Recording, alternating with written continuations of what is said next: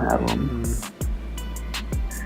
That's what you gotta do, man. That's what you gotta do. You know what I'm saying? You know what I really want right now? Donuts. It is a food. It is a sweet treat. Yes. It's classic. Cookies and ice cream.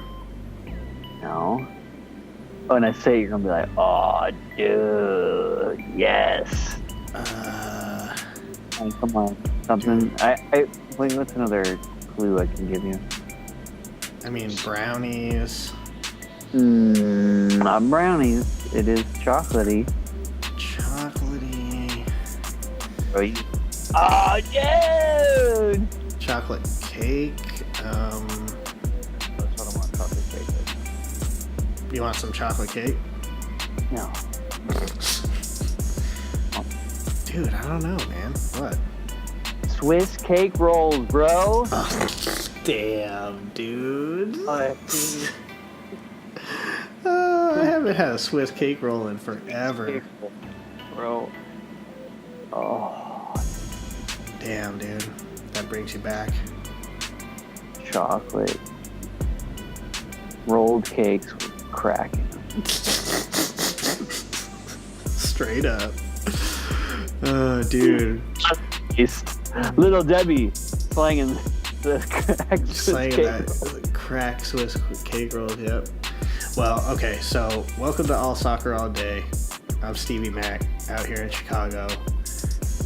My boy in Los Angeles yearning for these Swiss cake crack rolls. Eric D, what's up, homie? What is up, people? I'm not gonna say anything. I don't know.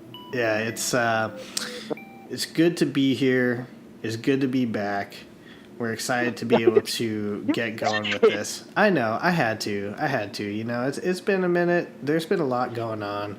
All I can say is we're back up and running, and we're good to go. So, before further ado, all I gotta say is thank you so much to our sponsor, Vaporgate. Yosh out in Colorado and the Vaporgate crew providing the highest quality vape, liquids, and also the highest quality vaping tools, anything that you need. Check them out online, vaporgate.com. Order the best stuff from there. So again, thank you very, very much, Vaporgate. One thing that you can do to help us out, if you would please, wherever you listen to the podcast, give us a 5-star review. It really does help us out. And, as we always say, even if you don't think we're 5 stars, we're doing our very best. So give us that 5-star anyways, and we'll get there for you, okay? We'll get there for you. Other than that, Eric D, in the world of football, there's a lot going on right now. The Premier League, MLS has started back up. We've had 2 match days. Yeah, that's right. UEFA Champions League has round of 16 has just concluded, and we're heading towards the quarterfinals. We'll talk a little bit about that. But, I suppose news and notes-wise, the one big thing that I want to talk about world football-wise, of course, is the return of Zinedine Zidane to Real Madrid. And, I mean, they went out and they already signed Eder Militao from Porto, the Brazilian defender. And Zinedine Zidane, I saw something where he was like, there's at least going to be 2 big signings. So we'll see what that means. But, the rumor mill is going to start flying like crazy, right? Oh, yeah, no doubt. I mean, this guy essentially left and was like, hey, look, I'm important. You need me. I mean, to his credit, it is true. I mean, other than, obviously, Cristiano Ronaldo, who's showing how much of a loss he is for Real Madrid, no doubt. Zinedine he just took a break. Like I'm gonna go out, take a smoke break real quick. I'll come back when I'm ready. Yep. That's what he did. It's just like this guy's so smooth, man. I mean, some people are saying this could be a bad move. It could hurt his legacy if he falls on his face. But I don't know. I mean, he had them looking pretty good when he was there, but then again, a lot of people would say that was due to Cristiano Ronaldo. So I Well, guess I mean, let me just say this. I don't really think anything is going to really tarnish Zinedine Zidane's legacy as far as being a footballer and being a great coach. His first run at Real Madrid was so great that, yeah, I mean, it doesn't matter. Even if they do fall on their face and he's out in 6 months, it's like, okay, well, that didn't work out. But you remember when we won, what did he win? Like 9 trophies out of the 13 possible while he was there, or wow. something like that? 13. I don't know what the tally is. I mean, they won what, three, Yeah, 3 champions. Champions Leagues in a row. Oh, um, First in history, man. I mean, the naysayers are going to say that it was a lot of plug and play. It's like it's Sure. Real Madrid. They have a great squad. It's like, Charlie But Brown could have managed them. yeah, but I mean, at the same time, you obviously look at Real Madrid right now, and they have a great squad. They have very, very talented players. They're playing pretty terribly in a lot of ways, and From Copa del Rey, and I'm sorry, say that one more time. I said in 1 week they got dropped out of Copa del Rey. They lost the Clásico Yep. to Barcelona and got dumped out of Champions League by Ajax, and it all came crumbling down. Yeah, man. So, I mean, look, as you say, the CR7 effect, though, is quite clear. Yeah. Both Zinedine Zidane and Cristiano Ronaldo leaving, the talent in Real Madrid is undeniable, but clearly that was a big blow to the morale of the team. And it also, again, and everyone talks about this too, but that air, that mystique of the unbeatable Real Madrid left with Zidane and Ronaldo. And so, these teams aren't scared anymore. That's what's going down. They're not intimidated, and they go in there and they play their game. And I mean, look, Ajax, man, put him to the sword. It was nasty. Yeah. But I told you, remember? You did. I do remember. You said don't sleep on Ajax. Sleep on Ajax, yeah. Yeah, absolutely. And you were dead on. So, exciting stuff as far as Real Madrid goes. They're going to get this, one of the biggest names of all time in football back on their sideline, as the boss. And so we're going to see what the Zidane effect truly is, I suppose. I'm telling you, man. C-Pro told me this story. He went to a game with the Galaxy were playing Real Madrid. This is probably way back in like 2002 or something. Ooh, so this is like the Galacticos period. Yeah, that's a bad time to play Madrid. Yeah, this is Zidane on the team, Michael Owen and Roberto Carlos and Ronaldo. David Beckham was there? Was he there yet? I don't know. David Beckham was there. This was before David Beckham. I think you're right. Anyway, doesn't really matter. Cifro was one of our buddies. Everyone's like, who is Cifro? He said that it looked like Zinedine Zidane was floating. Yeah. That's graceful how good he was. I mean... Well, dude, you look up any YouTube highlight video of Zidane and you'll just be blown away at literally how smooth he is. I mean, the dude is all class all day. Yeah. He's a definition of classy player as far as, the touch on the ball control, understanding of the game. It's ridiculous. A savant. So... Anyway, we'll definitely get into some of the Champions League a little bit later, but let's go ahead and let's dive into the Premier League. The Premier League has come quite a long way. We are currently just before Matchday 31, which means that Matchday 30, of course, just finished, and so there are 8 match days left. It's coming down to the wire.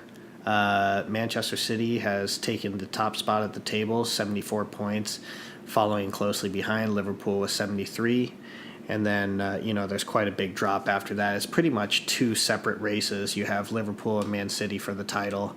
And then, of course, you have the other big 4, Tottenham, Arsenal, Manchester United and Chelsea vying for that third and fourth spot to get into the Champions League and so forth. Eric D., what are your thoughts now as far as Manchester City, Liverpool, and that race? How are you feeling about the momentum both teams got going? Who would you favor at this point to take it? Well, Man City's in the driver's seat right now. A lot of people are taking Man City at this point because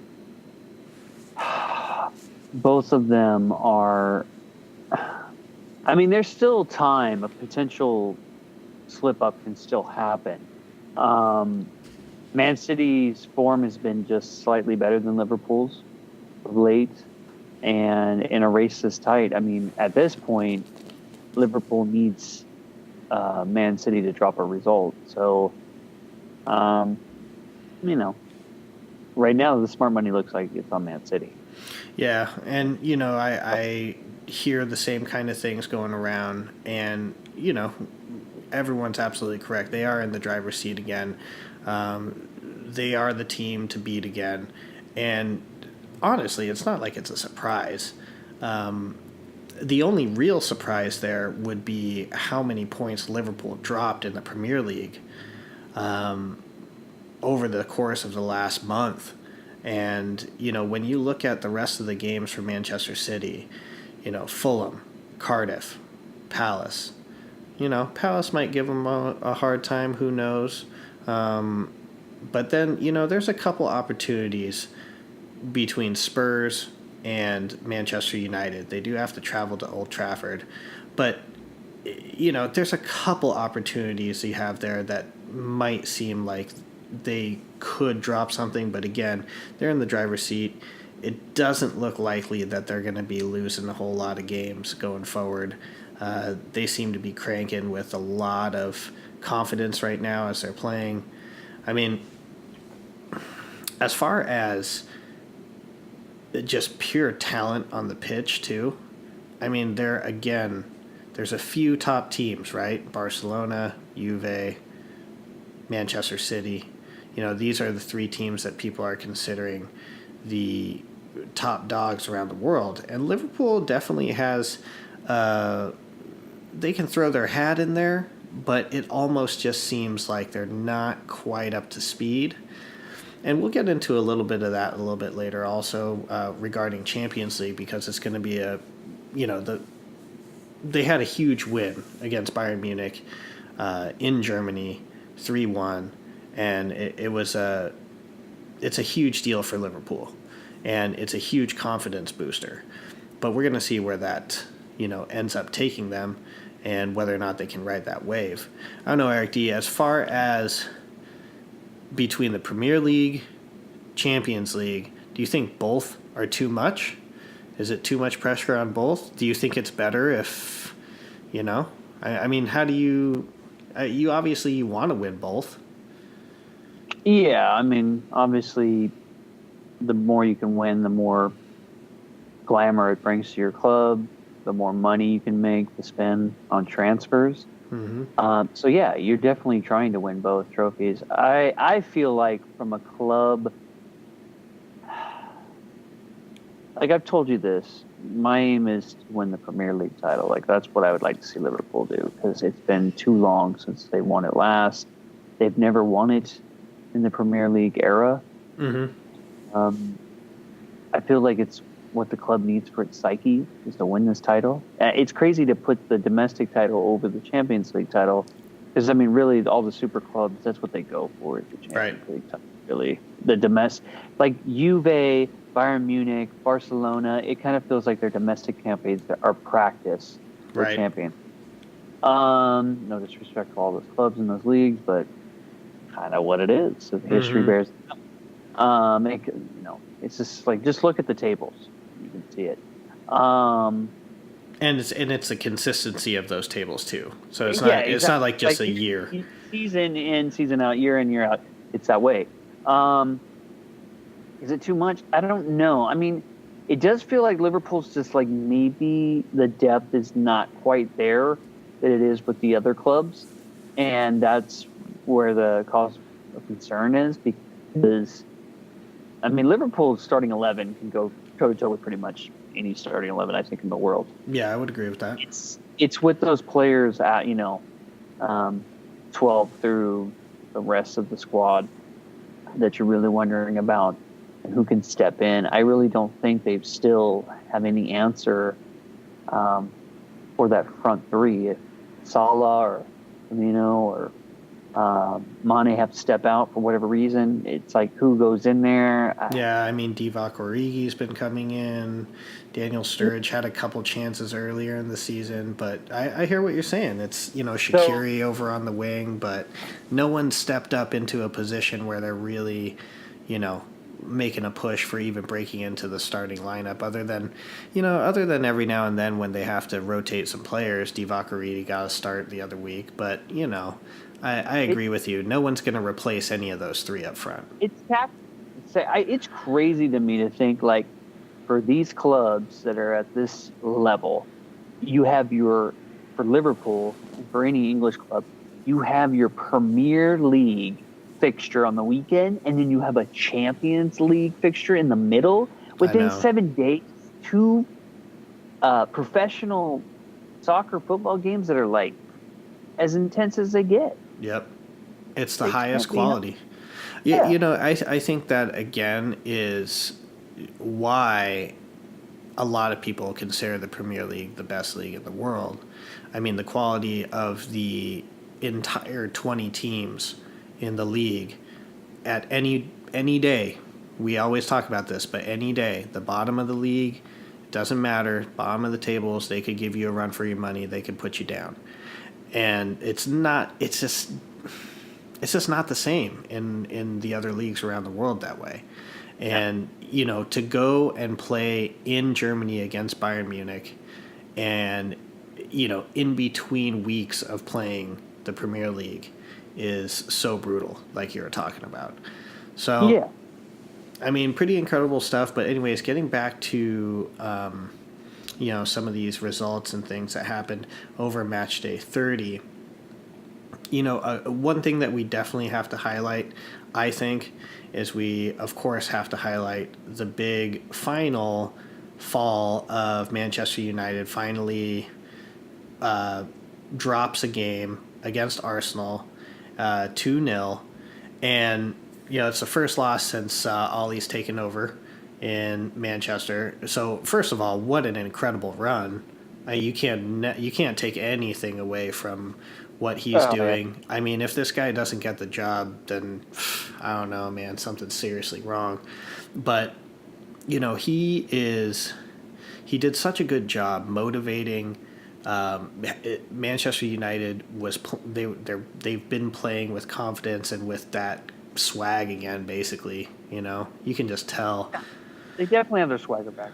So but finally they drop a game. Hey, look, it's against Arsenal. It's a big rivalry. This is one of the top teams in the Premier League, also, of course, and they're vying for those same top, third and fourth spot. Pretty much is what they're looking at.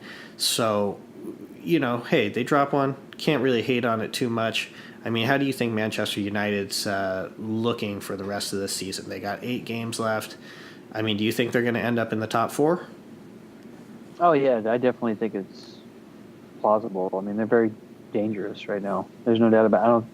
They're one of the teams I don't think anybody really wants to face. They've got their swagger back, like I said, and they're feeling good, man. They're looking good. I mean, it's crazy to think if they had gotten rid of, I've said this before, if they gotten rid of Mourinho earlier, where they could possibly be. I mean, can you imagine if they'd stuck with Mourinho, where they would be now? It's like, well, I don't think there was any way that anyone. There's no way. But you know what I'm saying? Like, some people have said, like, look how long they went with him.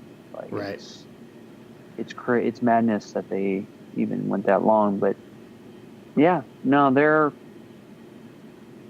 looking good, man. Yeah, they're flying right now. Looking at the rest of their fixtures as well. They have two big games between, they're hosting Man City and then they host Chelsea the week later. So actually, I'm sorry, 4 days later. So in 4 days, they have to play Man City and Chelsea. They're home for both of them at least, but 4 days apart. That's, it's a tough go. But that being said, at the same time, this is, as you were saying, this is what's so crazy. They're going to be playing those games, and the Champions League is also there. Daunting.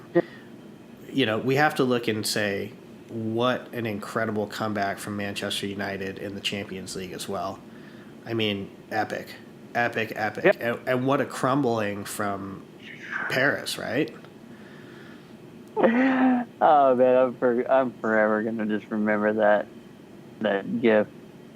Oh, dude, Neymar, yeah, Neymar at the end, just so confused, like, what? How is it possible? That's great. You are the father and the uncle. Oh my god, dude. Yeah, man. It's definitely a harsh way to go out for PSG in all seriousness. I mean, people, some people are like, oh, that's not a handball. Oh, it's clearly a handball. It's tough, man. But, it's like, you got to remember these are professional players playing at the highest level. Mm-hmm. And you got to give them credit that they know what they're doing at all times. Yep. Sometimes it really is like it's a bang play, and there's just no way he could have done anything better. But that shot, you're turning your back, you're kind of you're making yourself big. Yep. You're putting your arm out there. It's like you got to think that he knows what he's doing. Yeah. No, I would agree. I mean, I think anyone that plays, I just you can keep that arm. You can keep that arm tucked when you jump to make that block. You don't have to throw it out. He's a cheeky. He's just he's throwing it out there, hoping that it looks natural. And sometimes you do stuff like that, and it doesn't get called. So you're just really playing the odds. Right. And PSG came out on the wrong end.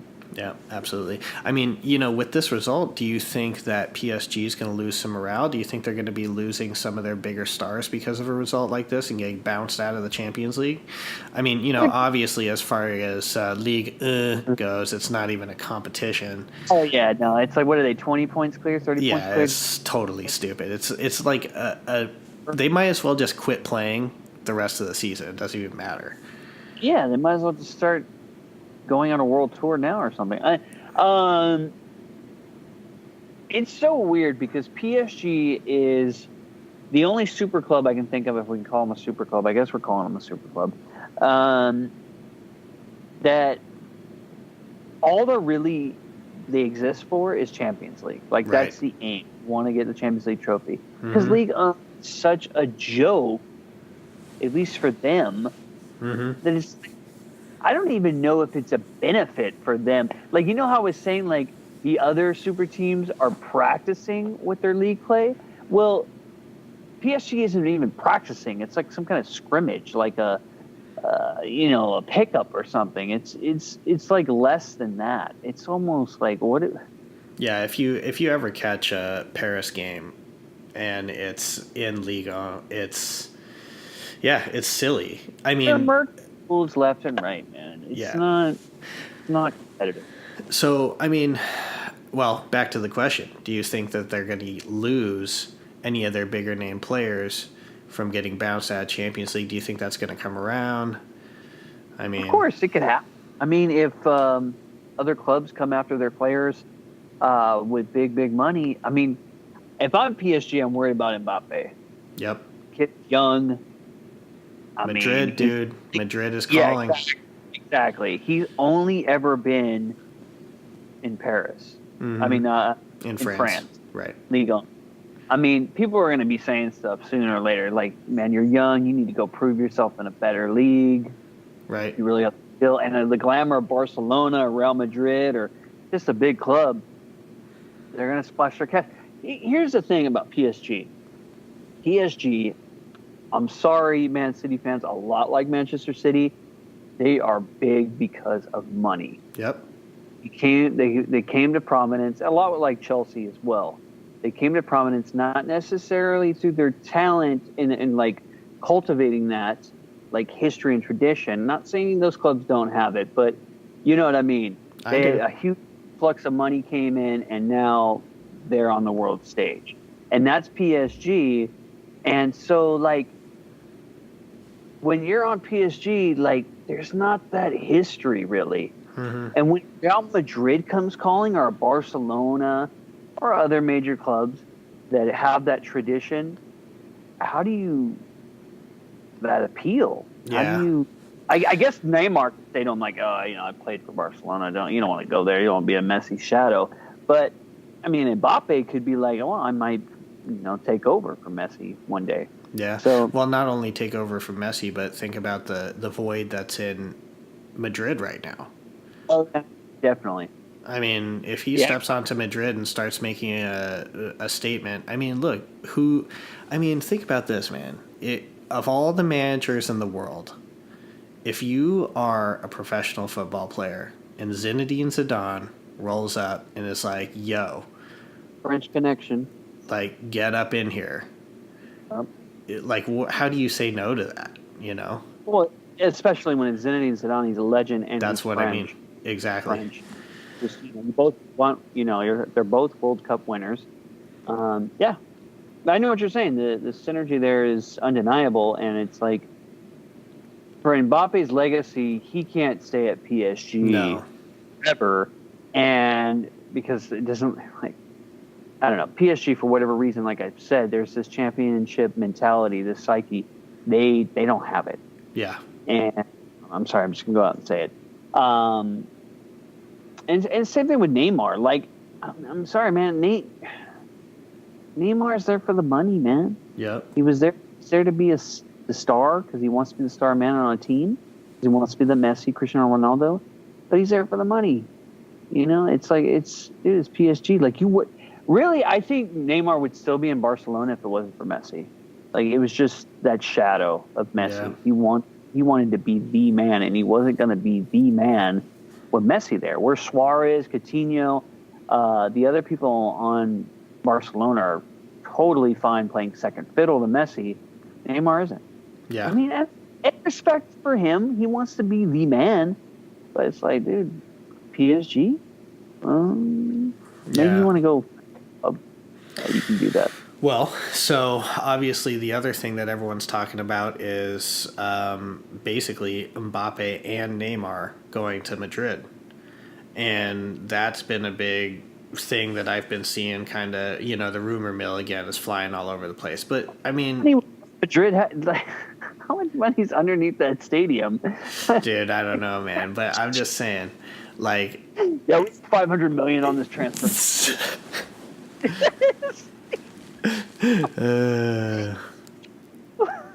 But either way, man, like let's I mean, we'll definitely talk about some more Champions League here in a bit. Well, let's get back to the Premier League really quickly, just kind of wrapping the Premier League up for upcoming Matchday 31. Matchday 31 is kind of weird. There's a lot of reschedules because of different tournaments, Europa League and Champions League and all that stuff. So, there's quite a few teams and games that are being rescheduled that have not been confirmed yet because of the ongoing tournaments. So just to go over a few of the games, and there's only a couple games this weekend, Bournemouth, Newcastle, Burnley, Leicester, West Ham, Huddersfield, Fulham, Liverpool, and Everton and Chelsea. So, really of the top 6 teams in the Premier League, there's only 2 of them playing over this weekend, Liverpool and Chelsea. And, none of these matches are the big 6 meeting each other. But, I mean, these are the kinds of games that are going to really start deciding who ends up in the top 4 and who ends up with the Premier League title. Because Liverpool needs to put Fulham down. Chelsea, if they want to stay up in the in the fight for the top four. They need to put Everton down. So, you know, there's some important games here, but not necessarily the high-flying, flashy games, you know what I mean? Mm-hmm. So, as far as some of these games go, you know, let's just talk about the main teams here. Liverpool, Fulham, what do you got? It's at Craven Cottage, your favorite of all time. Of course, you have Liverpool coming out with the win. What's your scoreline prediction? It's a beautiful scarf, by the way. Thank you, sir. 5-0.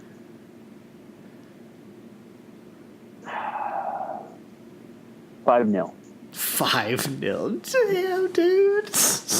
Forgot it, dude. All right, you know I love you guys in your stadium, but dude, you know what's messed up is like you can't deny that it's gonna be brutal.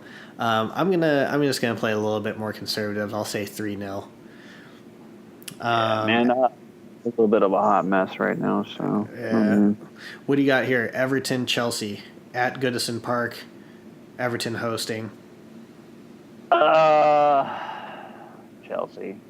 I mean, they better. I mean, Everton's been hot and cold of late.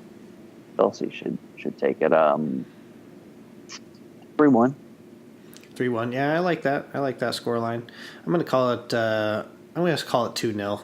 Chelsea with the win. But you know, basically, these are the games that are leading.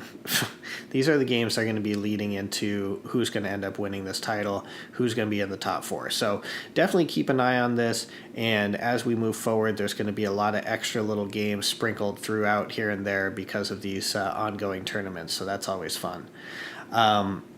Eric D, is there anything else that you want to go over as far as the Premier League goes before we move on? No, except I have a question for you, and I don't know if you have the answer. Came to my mind. Do you know who's leading the Golden Boot race in the Premier League? I haven't taken a look.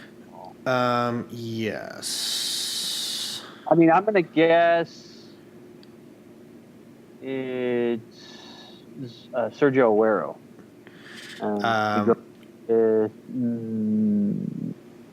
15 goals.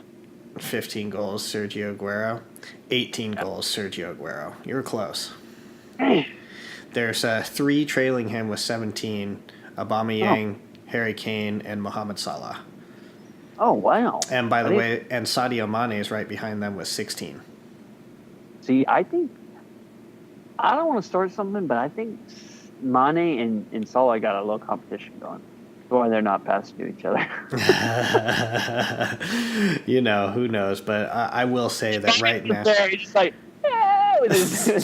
it's like, I got cleaned up. So I'm gonna get it. Dude, Bobby's just cleaning up, dude. Hey, those easy goals are the best goals, man. But I will tell you, man, Sadio Mane, bro, his form right now is just killing people. That back heel, though. Dude, his back heel was one of the nastiest back heel goals. Oh my gosh, we didn't record a show back then, but man, when was that? It was just a couple weeks ago, right? Yeah, it was a couple weeks ago. Yep. It's one of the nastiest goals I've seen professionally. I'm sorry, man. Just when I say that, just like the cheekiness of it, like the gall of this guy to just be like, yeah, boom, back heel. I'm gonna cut you like that, just to the bone, man. No respect for keepers, man. I felt like I had to put in a call to the goalkeeper union on that one. Say this. Well, don't worry. Right. He wasn't the only one left there by Mane lately, dude. Manuel Neuer got turned like a top, man. That dude got destroyed. And this is where I was talking to some guys about this, and they're like, yeah, I don't understand why Neuer. I'm like, dude, that's Neuer's game. Yep. He's always been the keeper to come out. Mm-hmm. Like, I'm surprised he wasn't there sooner. Right. Well, if he was there sooner, he would have won the ball. He's a sweeper keeper. Yep. Whenever you see keepers like coming out, way out of their box on those long balls over the top, I always think of Neuer. Mm-hmm. I would agree. I love his game. He's one of my favorite keepers. So I can't hate on him, but yeah, Mane did him dirty. Yeah, absolutely dirty. Mane's been doing a lot of people dirty lately. But okay, so moving forward, let's get into the MLS. We're at match day 2. It's early in the season. We're briefly just going to touch on, some of the high. I'm sorry. Go say that one more time. MLS. It's been a while since you said that. Practice, okay. But let's go ahead and let's touch on the MLS and kind of the major teams that are kind of making an impact right now. Let's look at the Eastern Conference first. At the top of the Eastern Conference right now, 4 points each, Columbus Crew, DC United. I mean, these two teams right now have been making an impact, and Giassi Zardes for the Columbus Crew is just, he's on fire right now. DC United, just as a team, they have some beautiful play. Do you think that the Columbus Crew and DC United are going to maintain some of this form? Do you think they're contenders when it comes to the MLS title this year?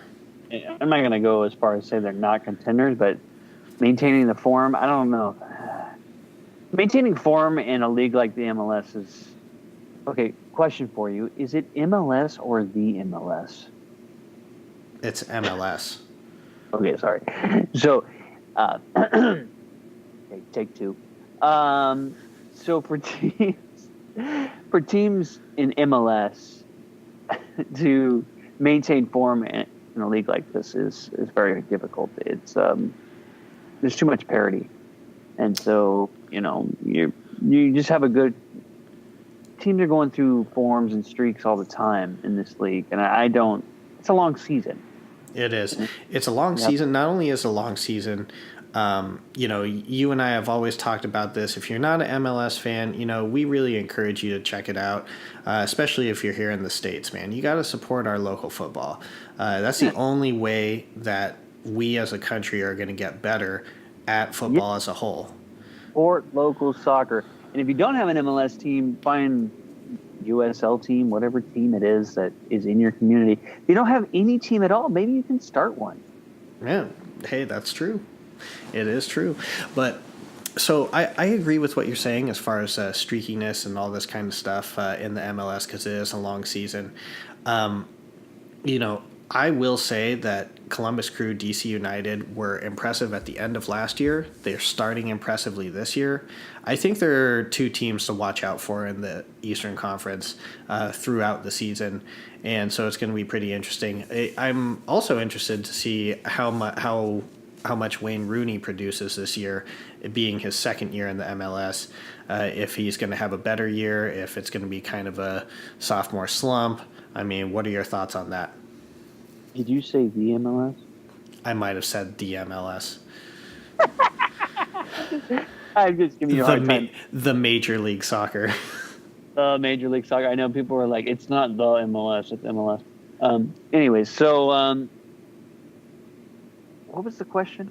Sorry, my question was, do you think that Wayne Rooney is going to have an equal, better, or kind of a sophomore slump?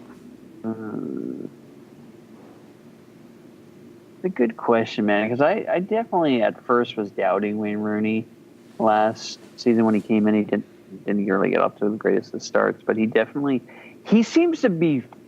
I will say this, he seems to be complimentary to the team. Mm-hmm. Not I don't feel like when I watch DC United, they're like, get it to Wayne Rooney. Right. I've talked about this in the past. You have your DP on your team, and you're just like, yeah, we got to get the ball to him. Get the ball to him. Everything goes through him. Sometimes that player is a player that everything needs to go through because he's a playmaker or something. Wayne Rooney's not that guy. Right. So it's nice to see DC United not play like they have to give the ball to Wayne Rooney all the time. He's just kind of fitting in. I guess I'll, be Switzerland and be neutral here and just say he'll maintain. Mm-hmm. I don't know at this stage if he's going to be able to take his game to another level. here. No, I don't necessarily think a new level. I guess what I'm saying is, you know, it seems like as soon, well, it's not, it doesn't even seem like, as soon as he got to DC, everything changed for them. And it's clearly he definitely sparked that team. yeah, and a lot of it clearly has to do with leadership on the pitch, but also I'm sure in the locker room, being a guy who's been there at the biggest stage in the world and being one of the top strikers. And so, you know, to have this guy on the pitch with you, much like a lot of other DPs in the MLS, but with Wayne Rooney right now, what I'm thinking is that this being his second year, I really think that his leadership is going to take a lot of hold at DC United. You know, the end of last season, you could see it making a change, and now that he's been there and he's going to have a whole second year, maybe he doesn't have the biggest stats, maybe he doesn't have the biggest run. You know, I'm sure he's definitely going to score because he knows how to do that, but he's not going to be the Golden Boot winner or anything like that. But Wayne Rooney and his leadership is going to be something that I think is that's one of the reasons I think DC United is going to stay in competition. They're dangerous. So yeah, agree with that. You know, kind of moving down the table, you know, a couple things just to point out. Number one, the New York Red Bulls and NYCFC, both these teams kind of looking a little iffy right now. I don't know, man. It's obviously too early to tell, and there's always going to be these streaks. But so far in the East, you know, you have Atlanta United, who they're also starting pretty shaky. It looks like they're definitely on a hangover after losing Miggy, who is thriving in Newcastle, by the way. He's playing very well over in England. But they're definitely missing him. Pity Martinez doesn't seem like he's found his groove yet. And Frank de Boer he's getting hated on right now, man. I've been seeing a lot of stuff, and they are just smearing his name. Well, you know what, I don't know, I think last week he said something to the effect like, hey, I think the fans are a little spoiled here about all this winning and everything. I was like, who says this? Yeah, I know, right? Like, this guy's almost like, yeah, all right, all that winning stuff. Come on, all right? You guys need to be happy with a little bit more mediocrity, okay? This is not okay. Like, I don't know. Someone should be like, Frank, let's... Yeah, let's keep it. Let's try to keep it positive. Come on, dude. Yeah, no doubt, man. This is not the Atlanta team of the last two seasons, man. And we are seeing, like, just with Cristiano Ronaldo with Real Madrid, I know it's different magnitudes, folks. But Miguel Almiron there, he was doing a lot more there than you realized. He was stirring that drink for sure. And now that he's gone, they're really missing him.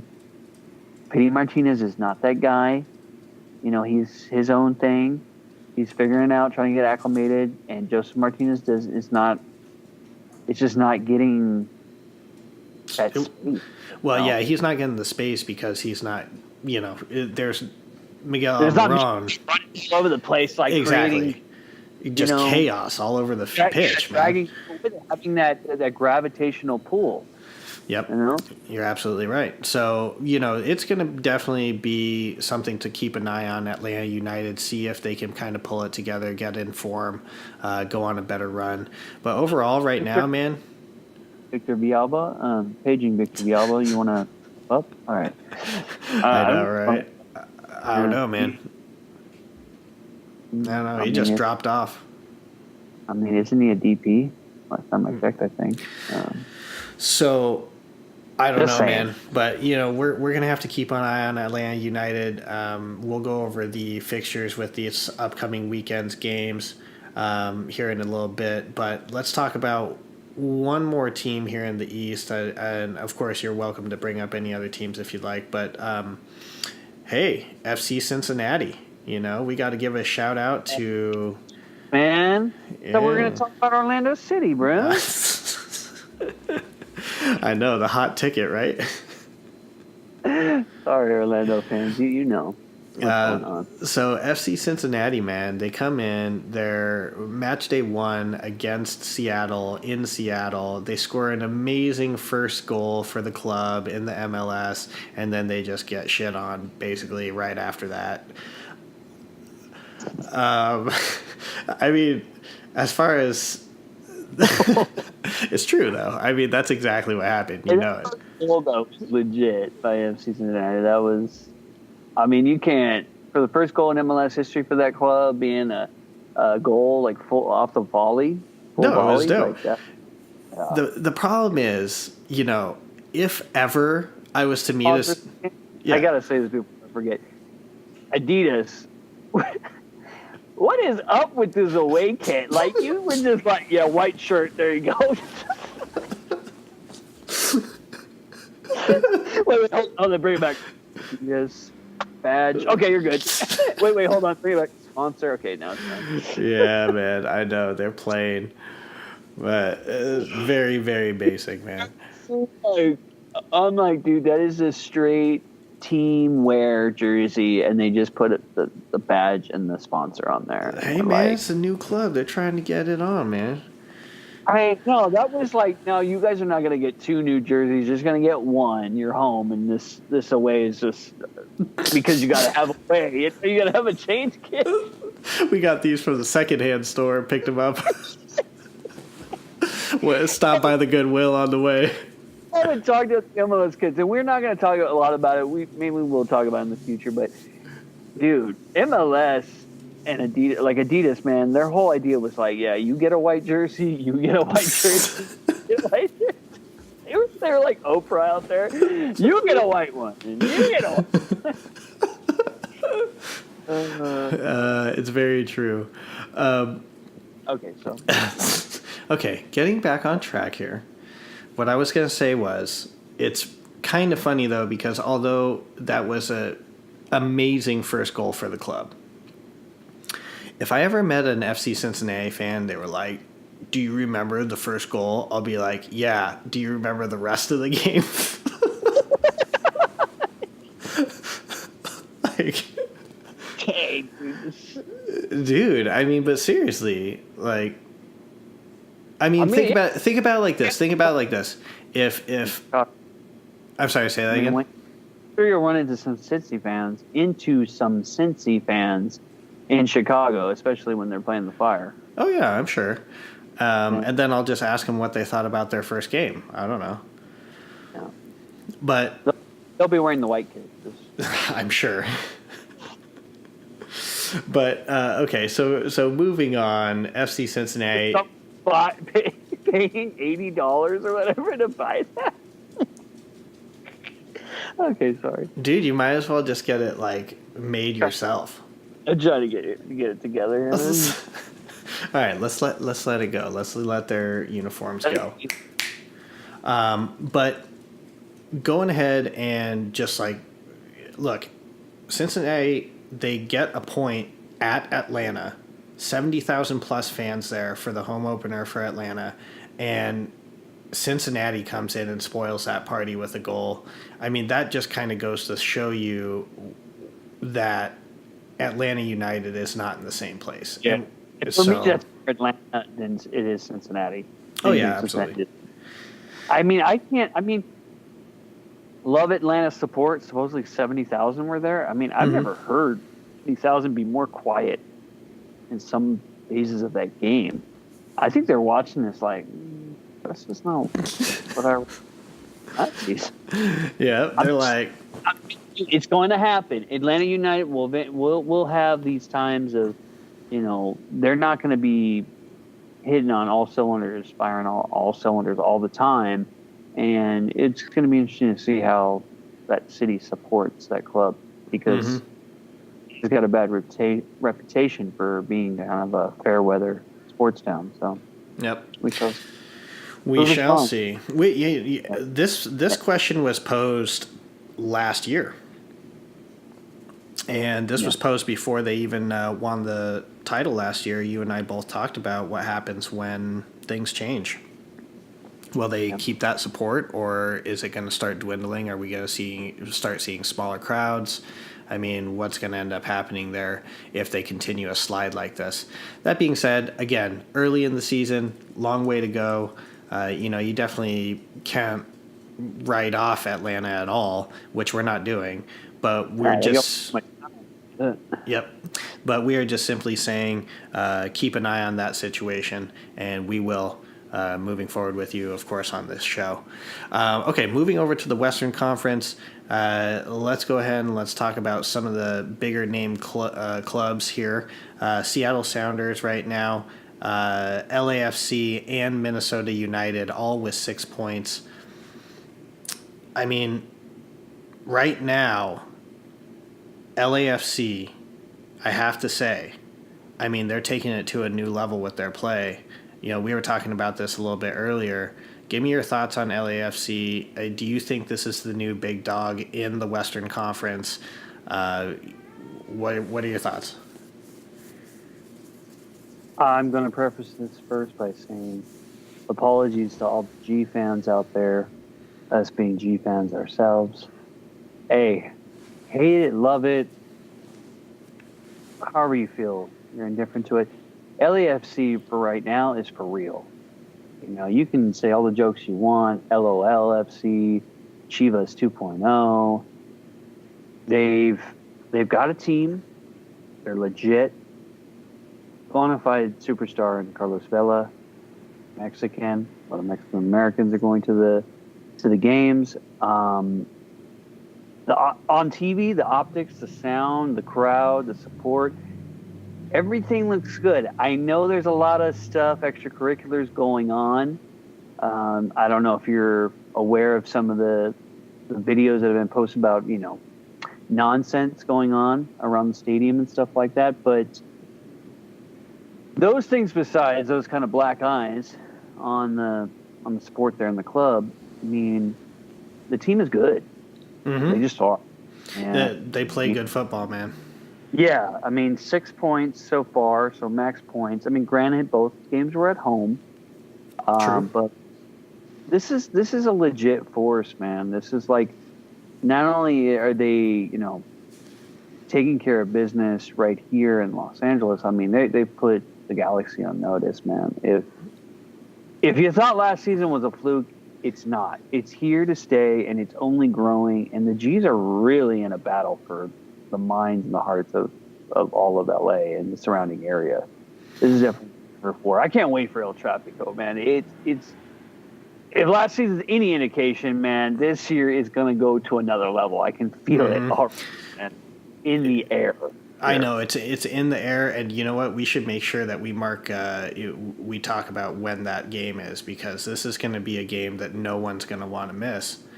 I got to tell you, I was with my brother the other day. We had played some pickup. We went for some smoothies, just some brothers getting some smoothies. And we were talking about going to a game, see a G's game. Mm-hmm. And I was looking at the schedule, and I'm like, you know what, man? Honestly, the only game I really want to go to, like really, really want to go to, is El Tráfico. Yep. Like, I love the G's, and I've seen a lot of the MLS clubs. But looking at their schedule, I was like, man, dude, El Tráfico would be off the hook. I know, man. Let me. I'm gonna bring up that schedule and the date of this upcoming El Tráfico for the G's, and we can just kind of set our sights for the future, and just kind of wish and hope and be excited about them. Getting back to LAFC, they're doing everything right, man. Besides, like I said, the nonsense going on with the knuckleheads in that club, Mm-hmm. There's really, I don't know what else you can fault them for. I mean, I kind of feel like, I understand us as G's fans, we're drawing on a lot of stuff. We have 5 chips. We've got the history, the tradition, a lot of things going for us. But, man, it's hard to poke holes. Mm-hmm. The only real way I think that the Galaxy are going to truly win back, I wouldn't say the Galaxy have completely lost LA when it comes to this, but as you said, it is definitely something that they're in a battle for. The only real way I think that they're going to make sure that they stay on top, of course, is to beat them in El Traficos. If they can come away with winning records in El Trafico, now, granted, of course, being a contender in the league, going into the playoffs, that kind of stuff is obviously the maximum and the highest, goal that they're going to have.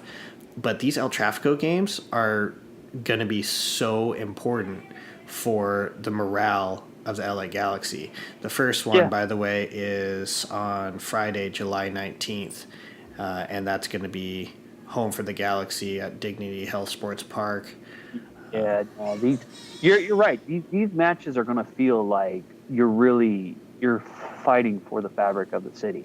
Mm-hmm. Like it's really for the hearts and minds, because people are going from each side, going to see that, feel that, neutrals alike, and they're going to be real rivalry games. Mm-hmm. I mean, it showed us last season, like every game was crazy intense. Mm-hmm. Obviously, the last two games weren't as crazy as the first game. Nothing can really top that. That was insane. But I know this first one's just going to be like, the fan bases obviously don't like each other for various reasons, and the players feel it, and there's already history going on there with what happened last season. I mean, LAFC was a better team record-wise over the year, but they could not beat the G's, and they're going to be trying to get that first win this season. Mm-hmm. Absolutely. So exciting stuff, man, for sure. As far as the MLS goes, what are some of the major things in the Western Conference that stick out to you other than LAFC? I mean, Sporting Kansas City, even though they just got by Philadelphia and they lost the week prior to LAFC, but that was like last minute. Sporting Kansas City looked good. They're a solid team, so you can't, sleep on them. They just won their CONCACAF Champions League too, and they're the only hope left for the MLS. Sporting Kansas City, keep the hope alive. Mm-hmm. I mean, Seattle Sounders, they're off to a hot start, which is strange because right, they usually start slow.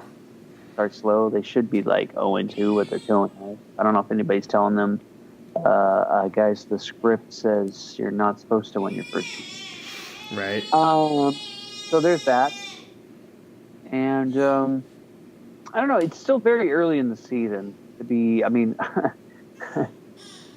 there's San Jose. I mean, what do you think of San Jose, Stephen? Oh man, San Jose. They just bring me such joy. At the bottom of the table, of course, where they belong. And it's just a beautiful thing, man. It's a beautiful thing. Throwing shade at San Jose. Always will. Always will. Always will. But hey, look, let's take a look here at the upcoming schedule for the MLS. And let's get an idea of what's going to be happening for Matchday 3. Let's see. Sorry, it's loading right now. Let's see here.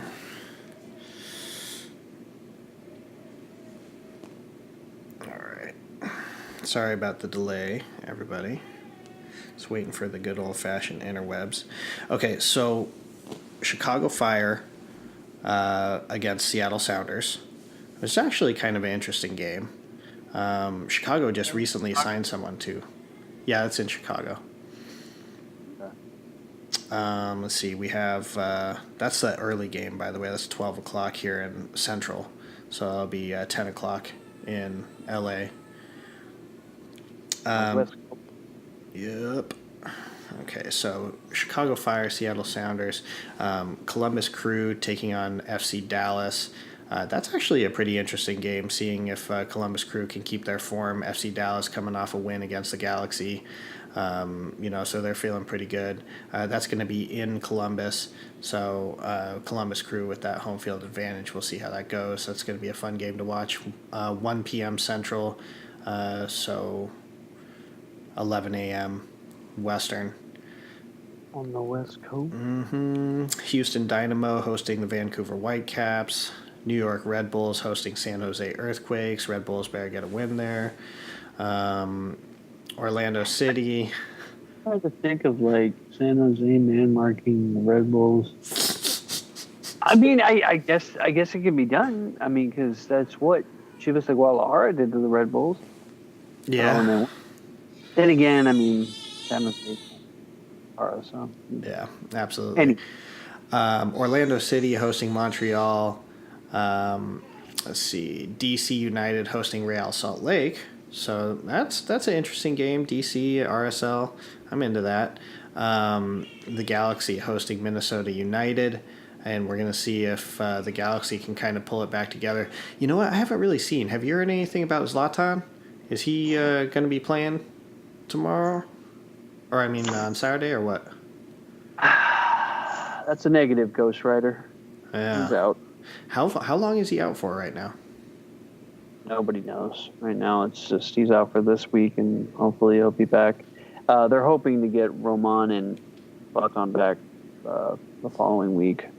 But, yeah, they're both out, man, and it's got me a little nervous, to be honest with you. Yeah, man. Hey, look, the Loons have started off with 2 road wins.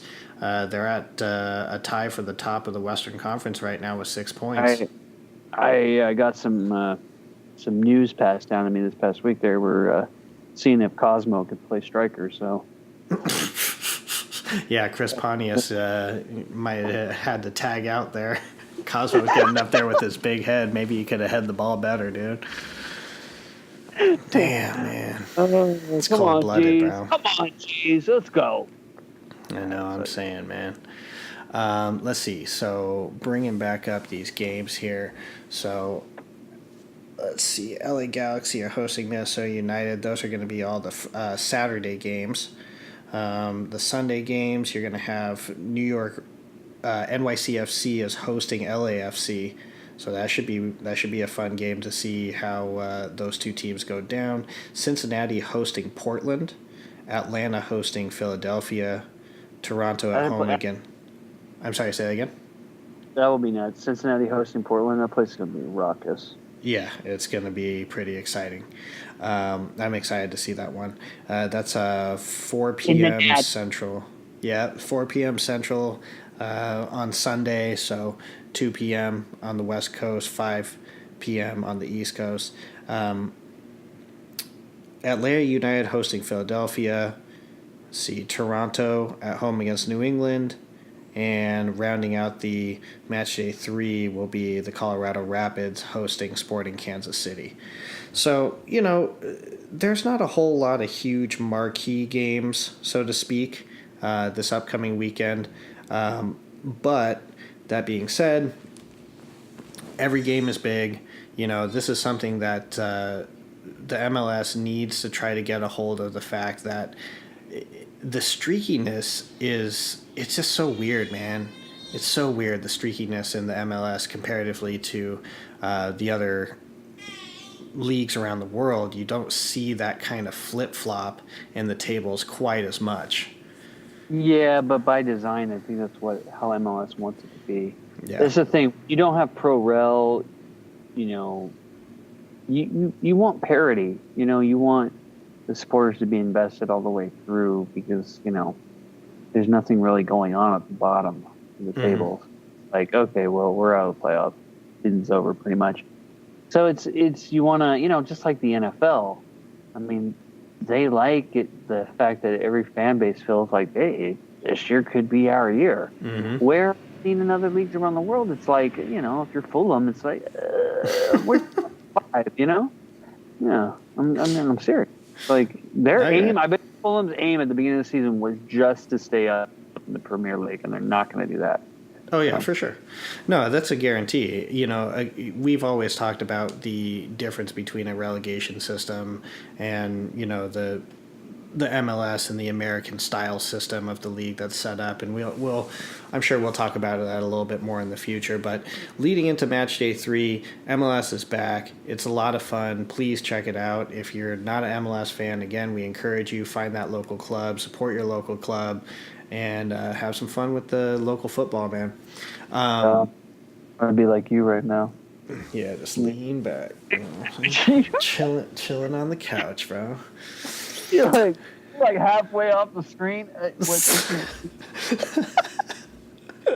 So let's go ahead. Do you know the camera's not like? No, I couldn't see myself, man. That's what I thought. I was like, what's he doing? Like leaning off the side. My bad. All right, so let's go ahead and let's finish off here with Champions League. We're going to talk about some of the major upsets that happened. Scotiabank champ. Oh wait, no, we're talking about UEFA. Sorry. Yeah, exactly. We're talking about the real Champions League. Yeah, this ain't the CONCACAF Champions League, man. This is a real one. Yeah, we had that CONCACAF Champions League fever, bro. Yeah, you know what? I've been watching the games, and it is what it is. But it's so depressing just being. It's hard to watch sometimes because it's just like, dude. Liga MX teams are they're too deep, bro. They got too much money. It was like somebody said on Twitter, like, Tigres is like 8 DPs and like 800 in TAM or something. It was an MLS-centric joke. It was so funny to me, dude. I was just like, oh my God, there's so much truth to this. I know. It's totally true, man. It's totally true. Obviously, and it goes to show it through the results of the CONCACAF Champions League. A lot of people talked about how... there's a little bit of, quote, excuse because these teams in Liga MX are currently in form. They've been playing. Ready, bro. What's that? They've been playing for like 2 months plus already. Right. And this is at the beginning of the season for these MLS teams. Oh. But scheduling is horrible for them, but... Yeah. But that being said, you still shouldn't be getting smashed that badly, But... But I mean, it's like you couple that with the fact that there's just not the money there for the depth that's required. Mm-hmm. Why are we surprised? Like, no, I don't think I'm necessarily surprised. I'm more like just bummed. Just kill me now. But getting over to the UEFA Champions League. Let's talk about some of these teams that have moved through the Champions League draw. If you're listening to this, the Champions League draw was today. That's Friday. It was at 6 a.m. Central, 4 a.m. over on the West Coast, 7 a.m. on the East Coast. So we don't know what the matchups are right now. Yesterday, if you're listening to it on Friday. Mm-hmm. So we're going to just go over the teams that have gotten through and talk about them. First of all, you called this Ajax. Dude, what a game from Ajax. Real Madrid toppled 4-1. I mean, dude, Ajax did them dirty. I don't know what you're making over there. Are you making a burrito or something? Like, what's happening? That was me slicing and dicing and mincing.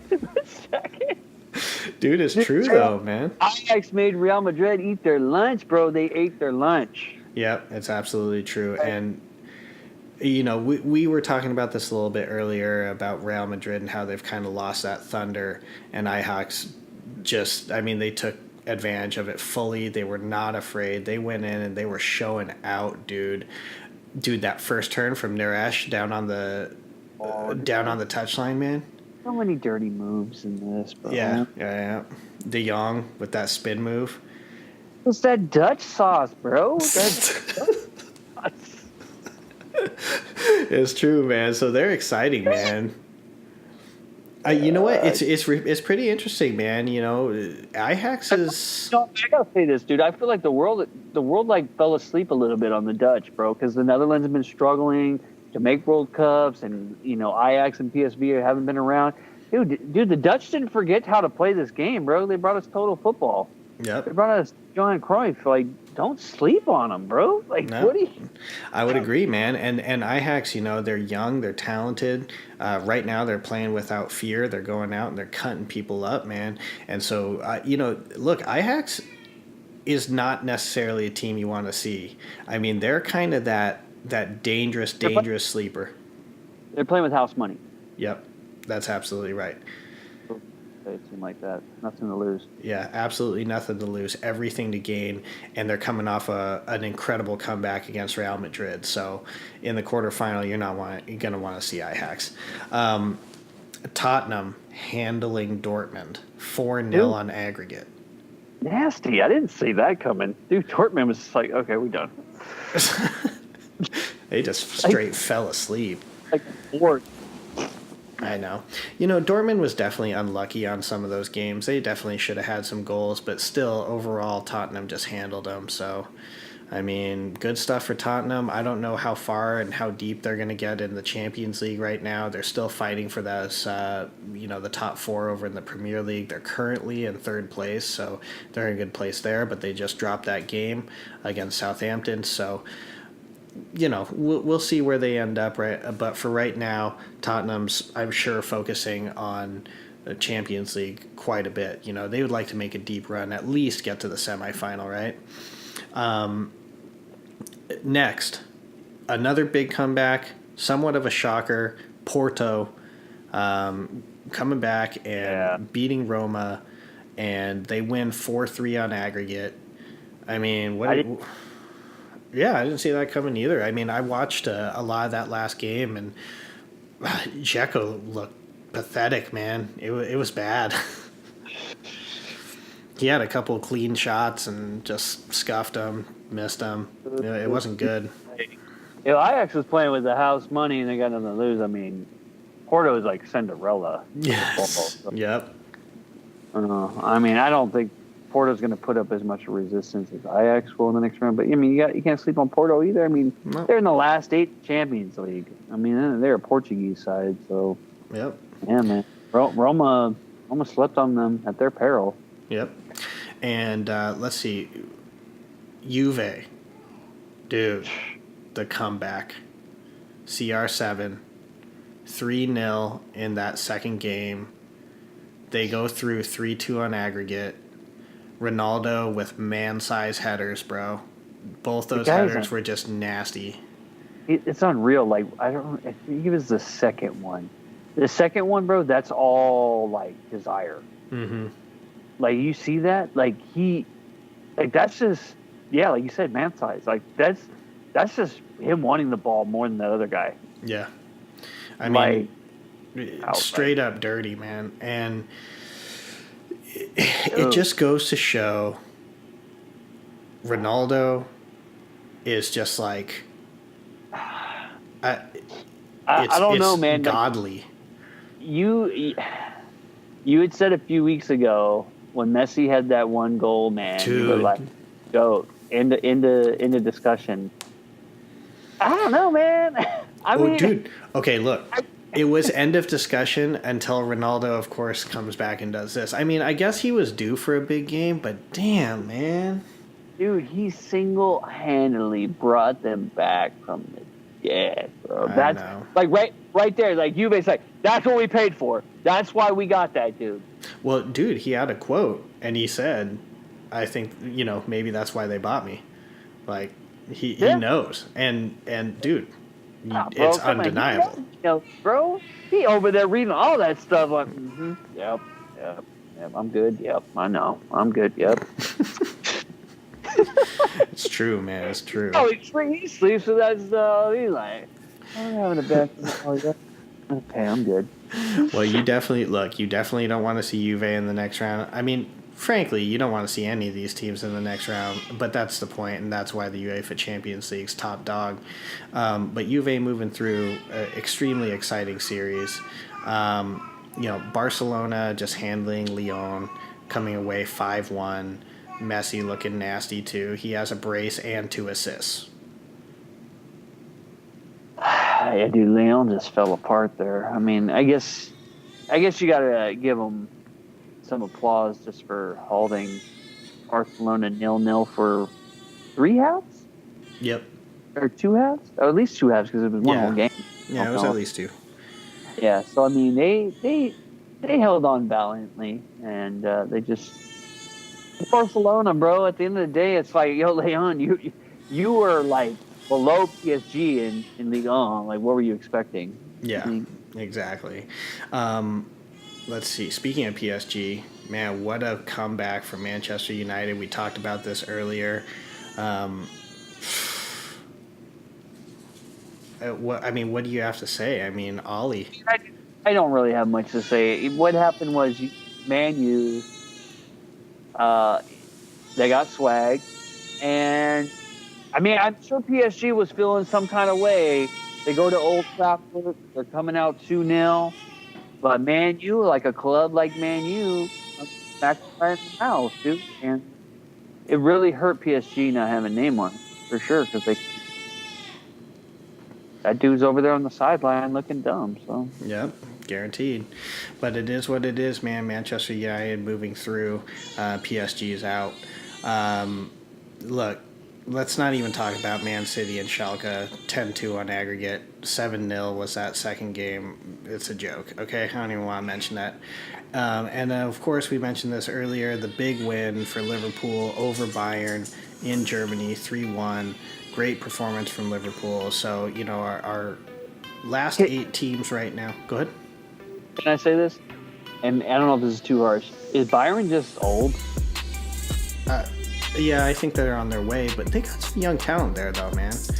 I mean, Gnabry, James was nowhere to be seen. We're old. They just look. Well, there's a lot of guys that are older on there. But Lewandowski is still high level. If there's anyone that's old, it's Frank Ribery. Did you see that 7 cut into his head, fool? No, what? He's a 35-year-old dude, and he had a 7 in his head from his hair. Yeah, and it was like ghetto too.